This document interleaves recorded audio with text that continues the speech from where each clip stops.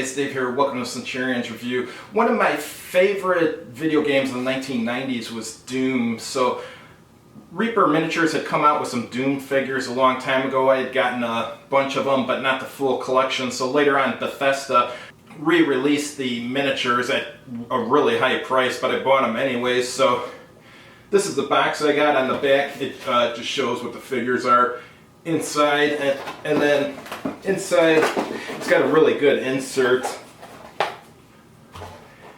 here will hold all the figures well. So let's take a look at the painted miniatures now. I just want to point out I painted most of them with contrast paints just to paint time. I just don't have time to do a magnificent paint job anymore, so I just use contrast paints, and usually it turns out good. Occasionally you get a few where the contrast is too high or it just doesn't look right, but overall I'm pretty pleased. The only figure I'm not pleased with is the Cyber Demon, really. So let's take a look. Alright guys, let's take a look here. We'll start with the Cyber Demon, the one I complained about. I wasn't too pleased with the paint job. I mean, it turned out alright. It's just a little bit too much contrast on the skin, but he'll work for a game still. I forget what this dude is called, but this was in Doom 2. And here's the mechanical spider.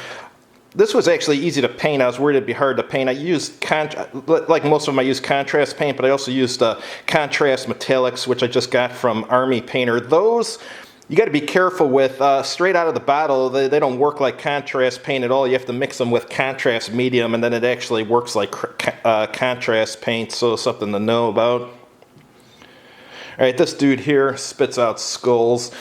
I'm not a fan of painting beholders. I got nothing against it. It's just something I don't like to paint usually, but this turned out okay. He's even got, if you look in his mouth, inside there's a skull in there. This one's called a Caco Demon, if I remember correctly. I always forget the name of these things. That turned out pretty decent. And here's the skull for that one beholder that he spits out. One thing, they only give you one of each with this Bethesda box, which kind of sucks because like these flaming skulls, really you should have about a dozen of them because these things just keep spitting them out. What you see here is more than is in the Bethesda box. Like, here's the Doom guys here, and I actually have like 3 or 4 of them. The other ones I had before, and the same goes with like these zombie riflemen. Only one comes with the box, and I actually have about 7 here.